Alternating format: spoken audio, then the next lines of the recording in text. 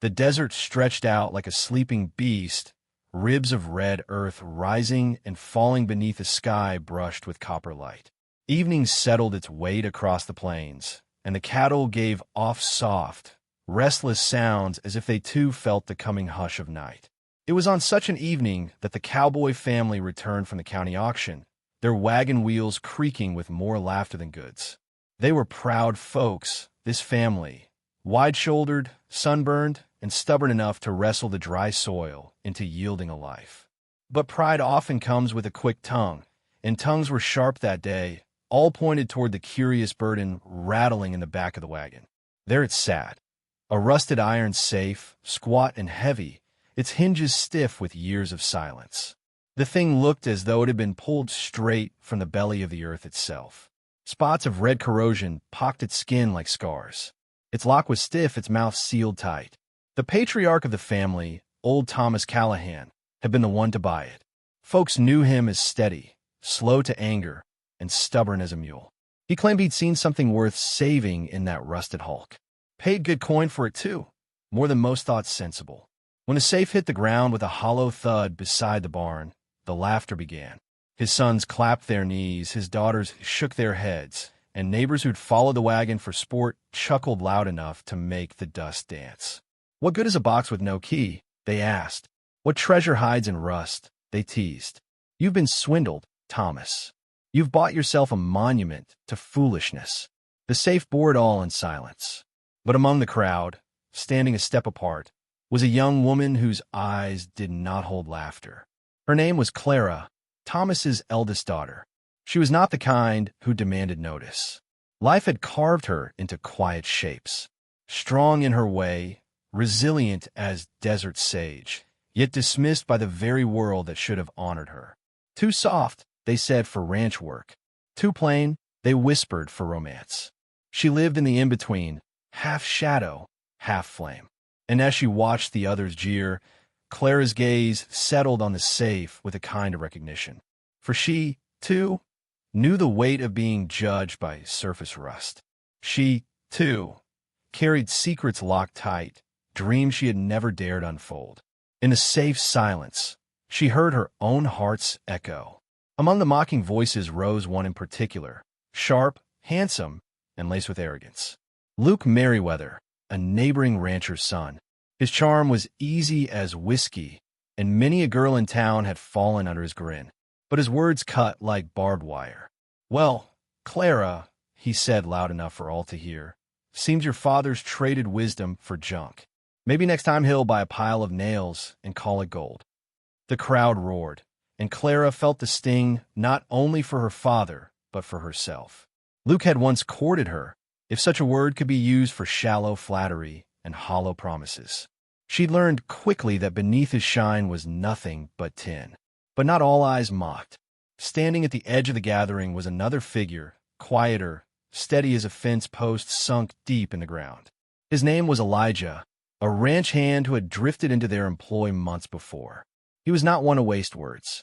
Where Luke sparkled and demanded attention, Elijah observed, taking the world in as if each moment mattered. His presence was like cool shade beneath a cottonwood, unremarkable at first glance, but life-saving on the hottest days. When Clara's eyes met his, there was no laughter there, only a quiet respect, as if he, too, saw that the safe was more than iron. The days that followed wore much the same tune.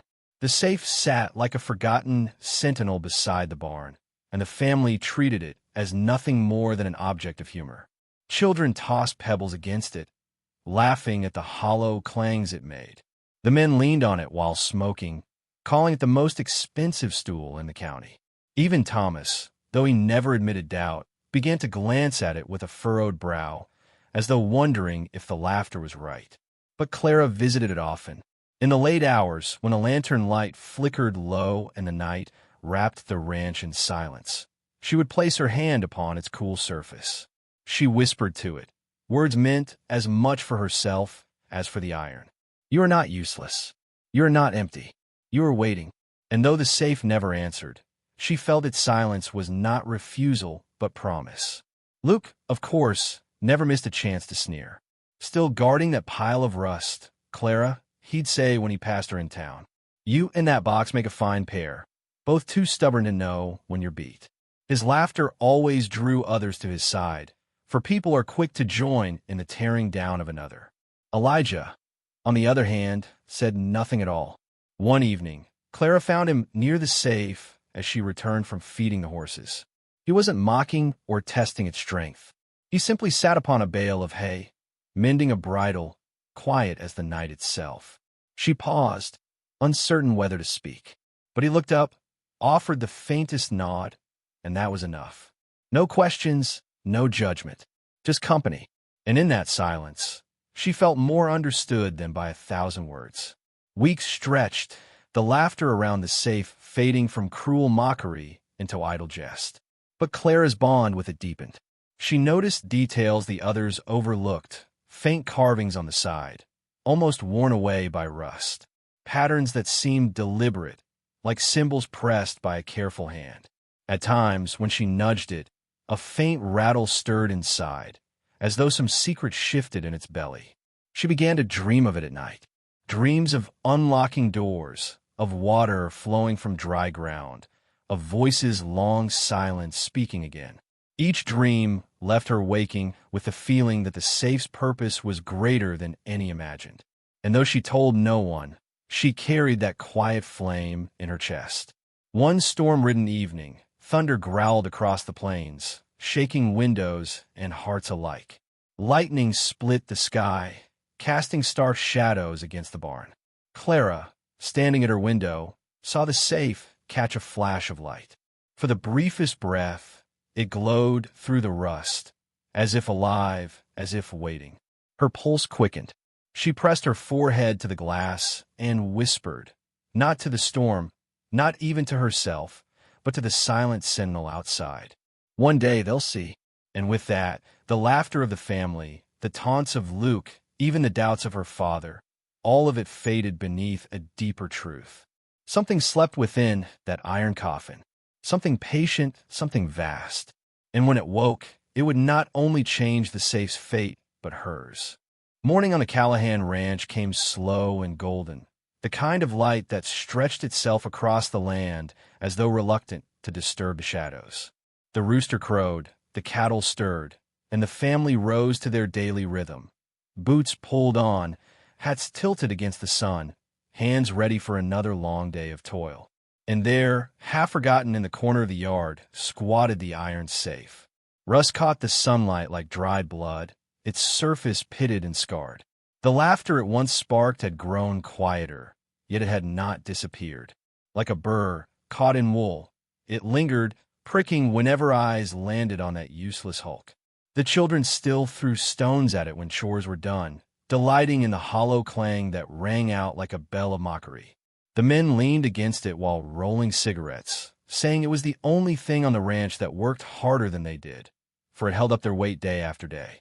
The women passed by with baskets of laundry and shook their heads, calling it the family's most stubborn ornament.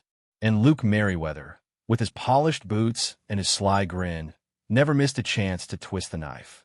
He rode up often, under the guise of neighborly visits, though everyone knew he came less for ranch talk and more to keep his presence sharp in Clara's memory. Still keeping your treasure box safe, Clara, he'd say, his voice slick as oil.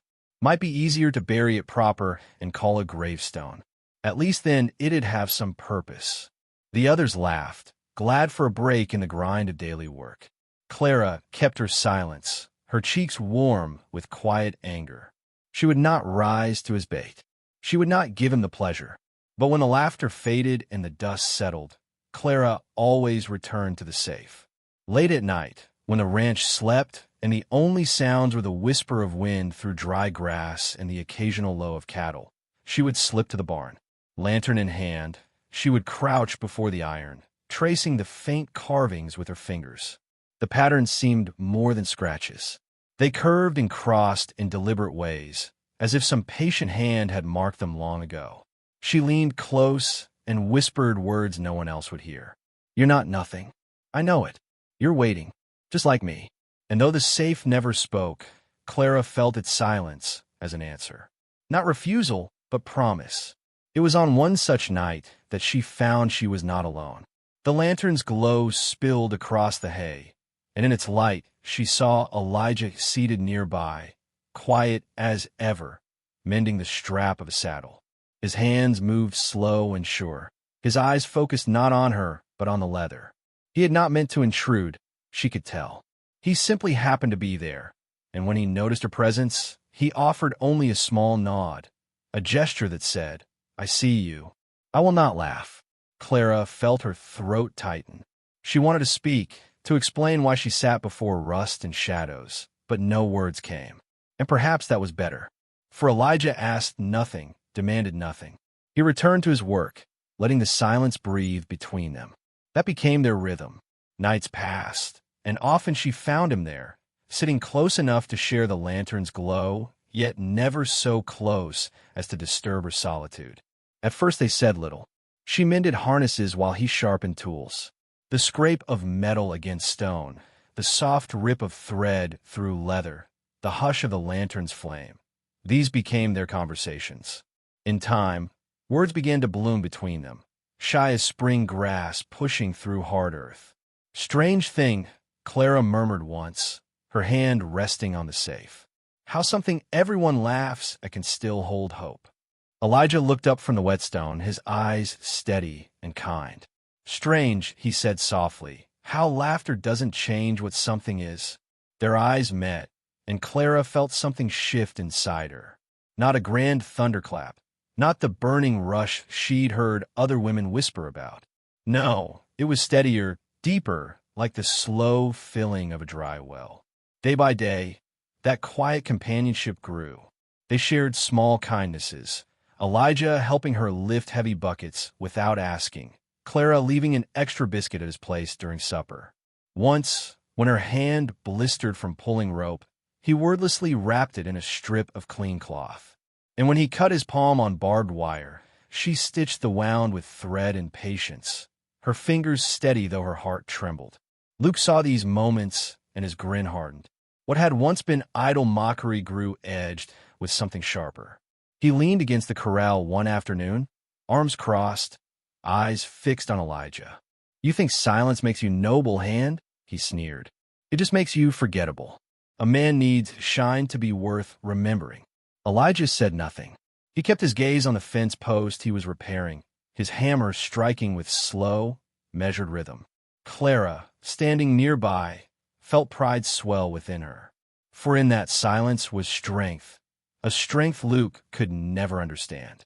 The days slipped forward. The safe, once a source of endless jeers, began to fade into the background for most of the family. But not for Clara, not for Elijah. They noticed things others missed. The way the iron seemed to hum faintly on hot days, as if storing the sun's fire. The rattle that stirred inside when the wind shook the barn. The way certain scratches aligned into shapes when lantern light struck at just the right angle. One evening, as a storm gathered on the horizon, Clara sat with Elijah beside the safe. The lantern flickered, thunder rolled, and rain began to patter against the roof. "Do you ever feel," she asked, her voice barely above the storm, "like you're waiting for something you can't name?" Elijah was quiet for a long time. Then he set down the bridle he'd been working on and looked at her. His eyes were steady, unhurried. "All the time," he said. The storm cracked overhead, lightning splitting the sky. For a brief instant, the safe glowed through the rust, as if answering them both. Clara's heart raced, not with fear, but with certainty. Something slept inside that iron, something that would not sleep forever. And as the thunder rolled and Elijah's quiet presence anchored her, Clara whispered words meant as much for herself as for him. "One day they'll see." Elijah didn't smile. He didn't mock. He only nodded, as though he'd known it all along. And in that moment, Clara felt the rust around her own heart begin to crack, making way for something new, something strong, something beautiful. The safe kept its silence, but its promise grew louder with every passing night. The days passed, each one stitched to the next by the rhythm of ranch life. Sunrise to sunset, chores to supper, the dust never settling long on the Callahan land. And still, The iron safe sat by the barn, its silence deep as a well, its presence ignored by all but two. Clara had grown used to visiting it at night. Lantern in hand, Elijah often near, both of them letting the quiet between them say what words could not. She no longer felt foolish for believing the safe held purpose. Elijah's steady gaze told her he believed too. Not in the metal itself, perhaps, but in her, which mattered even more. It was during one such evening, when the summer heat clung heavy and the barn doors rattled in a restless wind, that fate chose to shift. Elijah was repairing the east wall of the barn, replacing a beam worn thin by years of weather. As he pried loose the rotten wood, something small clattered to the ground. A key, old, tarnished, its teeth jagged like a coyote's grin. For a moment, Elijah only stared at it in his palm, the lantern light catching on its edges. Clara stepped closer, her breath caught in her throat. Her eyes went from the key to the safe, then back to him, as though afraid to believe. Elijah's voice was low, steady. "It looks like it belongs." Together they knelt before the safe, the iron cold beneath their hands. The lock, stiff with age, seemed to glare at them. Elijah slid the key forward. It fit perfectly. Clara's hands trembled as she rested them atop his. "Not yet," she whispered. "If we open it now, everything changes." Elijah nodded. His silence held no impatience, only understanding. And so, with the storm brewing outside and their hearts beating like drums, they turned the key. At first the lock resisted, groaning like some ancient beast disturbed from slumber. Rust flaked away. Gears long frozen began to shift, and with a final reluctant sigh, the safe yawned open. Inside lay no gold, no jewels, no bags of hidden riches. Instead, it was filled with bundles of paper, edges yellowed with time, ink faded but legible. Clara reached in with trembling hands and pulled one free. By lantern light, she saw detailed drawings, blueprints of machines, maps of land, plans for windmills and irrigation systems, clever designs for pulling water from the stubborn earth. Her breath caught. These were no idle sketches. They were visions. Elijah leaned close, his eyes scanning the lines. This could change everything. Clara's heart swelled with wonder. "It's a treasure," she whispered, her voice breaking with awe. Not of silver or gold, but of hope. The next morning, when the family gathered, Clara spread the papers across the worn kitchen table. The laughter that rose at first faltered as the details came into focus. Her brothers leaned in, their brows furrowed, tracing the careful lines of machinery with calloused fingers. Her sisters gasped softly at the intricacy. Even her father, who had borne the brunt of mockery for buying the safe, grew quiet, shame flickering in his weathered eyes. "This," Clara said, her voice carrying more strength than she had ever dared, "is what the safe was guarding. Knowledge, a gift from someone who dreamed before us. With this, we could draw water from the ground, make the fields flourish. We could do more than survive. We could live." Silence held the room. Not the silence of dismissal, but of dawning respect. Only Luke broke it. He leaned against the doorframe, his smirk forced but unyielding. "Pretty drawings don't feed cattle. You'll waste more time chasing ghosts than tending real work." Clara turned to him, her eyes steady. For the first time, she did not shrink from his sharpness. Better to chase a dream worth having than to cling to nothing at all. The family shifted uneasily, and used to hearing Clara speak with such fire. Luke scoffed, muttered something under his breath, and left, his boots striking hard against the floor. But the others, they stayed. Thomas, her father, laid a trembling hand on her shoulder. "You were right, Clara. All this time you were right." His voice cracked. "Forgive me for doubting." Tears pricked her eyes, but she only nodded. This was not the moment for triumph, but for promise. The days that followed were unlike any the ranch had seen. The family gathered their strength, tools, and will, working together to bring the plans to life. Poles were cut, gears hammered into place, foundations dug deep into the soil. Sweat mixed with dust, but hope carried them forward. And through it all, Elijah stood at Clara's side. He let her lead, let her explain the designs, let her voice rise where it had once been silenced. He did not claim credit, did not seek glory. Instead, he built with his hands and steadied her with his quiet faith. One evening, when a windmill frame rose tall against a burning sunset, Clara and Elijah stood apart from the others, watching the silhouette take shape. "You see, Elijah," she said softly, "it was never just a box of iron. It was a promise waiting to be kept." He turned to her, his eyes warm, his words measured. "Like you." Her breath caught, for in his tone there was no flattery, no shallow charm, only truth. He saw her, not as the world mocked her, not as Luke dismissed her, but as she truly was, strong, patient, worth more than all the laughter in the world. She lowered her gaze, a smile touching her lips, shy yet sure. That night, beneath a sky littered with stars, Clara lay awake in her small room, listening to the creak of the windmill rising in the distance. For the first time in her life, she felt her voice had weight, her heart had place, and her dreams had wings.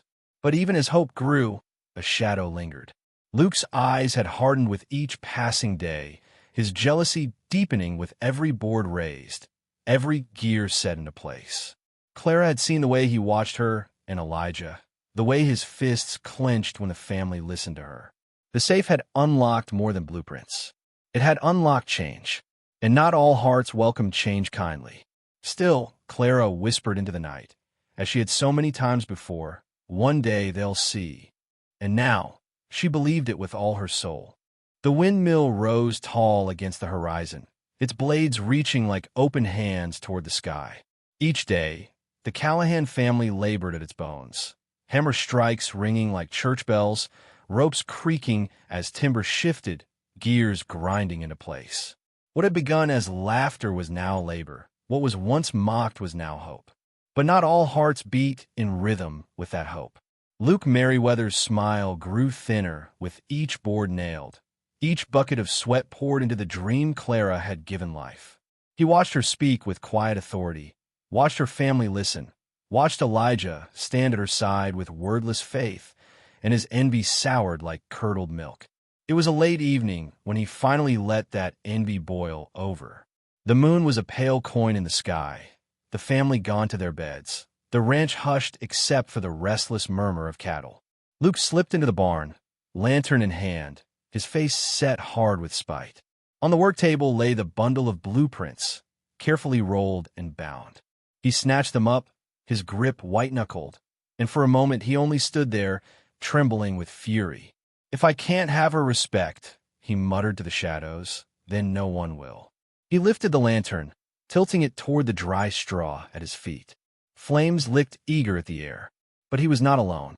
The barn doors groaned, and Clara stepped inside, Elijah close behind. The light caught her face, and for the first time Luke saw no trace of hesitation there, no shadow of doubt. Only resolve. "Luke," she said, her voice steady, "put it down." His eyes flashed, desperate. "Why should I? You think you're better than me now? Because you've got him at your side? Because your family listens to your nonsense?" He shook the papers like a weapon. "These plans will ruin you. They'll ruin everything." Elijah stepped forward, calm as ever, though his shoulders tensed like drawn bowstrings. "This isn't the way, Luke. Stay out of it." Luke's voice cracked, the lantern trembling in his grasp. "You're nothing but a drifter, and she's braver than you'll ever be," Elijah said quietly. The words landed heavy in the air. Luke snarled, swinging the lantern higher, but Clara's voice cut through the tension like a blade. "I won't let you burn it. Not because of pride, not because of fear. These plans aren't just ink on paper. They're the future. They're proof that something dismissed as useless can hold the power to change everything. Just like that safe. Just like me." Her words hung in the silence, steady as stone. For the first time, Luke faltered. His hand shook, his eyes darting, as though some part of him recognized the truth even as his pride refused to yield. Elijah moved then, not with force, but with quiet certainty. He reached out, steady hand closing gently over the lantern. Their eyes met, Luke's wild, Elijah's unwavering. and slowly the fire was lowered, set safe upon the ground. Luke staggered back, his chest heaving. "You'll regret this," he spat, though his voice cracked on the words. And with that, he fled into the night, swallowed by darkness. Clara let out a breath she hadn't realized she was holding. Her hands trembled, but Elijah's presence anchored her, his calm strength wrapping around her like a steadying rope. He picked up the scattered blueprints and handed them to her, not speaking, for none was needed. The work continued. Days later, under a burning noon sun, the windmill stood complete. The family gathered, their faces lined with dust and anticipation. Clara held her breath as the final gear clicked into place, as the blades began to turn slow and groaning in the wind. At first, nothing, only the creak of timber and the sigh of air. Then, with a shudder, water burst forth from the pipe below, clear and cold, spilling into the trough. Gasps filled the air. Hats were lifted, hands wiped across eyes that could hardly believe. The cattle crowded close, drinking greedily. The dry earth, so long starved, seemed to drink too. Thomas Callahan laid a trembling hand on Clara's shoulder. His voice was thick with emotion. "Child, you've given us more than water. You've given us tomorrow." Clara's eyes blurred with tears. She looked to Elijah, and in his quiet gaze she saw not pride, not possession, but partnership. A promise as steady as the wind that turned the blades above them. The safe still sat by the barn, rusted and scarred, its work done, its silence eternal. Yet no one laughed at it now. It was not a monument to foolishness, but a reminder that worth hides in places the world dismisses, that strength waits in silence, that love is not found in the loudest voices, but in the ones who stay beside you when no one else will. That night, Clara stood alone beneath the stars, the windmill creaking in rhythm behind her, water trickling like a hymn. She thought of the laughter, the doubt, the long nights of whispering hope into iron. And she thought of the safe, patient through it all, holding its secret until the right hands, the right hearts were ready. She smiled, tears tracing her cheeks, and whispered into the dark. One day they saw, and in the stillness, it felt as though the land itself whispered back. So ends the tale of the rusted safe. Not a treasure chest of gold, but a vault of vision, of faith, of patience. It taught a family, and perhaps teaches us now, that laughter can be loud, but truth endures. That sometimes the worth of a soul or a dream is hidden beneath rust and silence, waiting for the gentle hand that believes. So if ever you feel overlooked, dismissed, or doubted, remember Clara. Remember the safe. Rust is only skin. Treasure waits within. If this tale has touched your heart, ride with us a little further. Share your thoughts in the comments below. Tell us, from where in the wide world are you listening tonight? Don't forget to like, to subscribe, and to join us again by the fire for many more Wild West tales still whisper on the wind.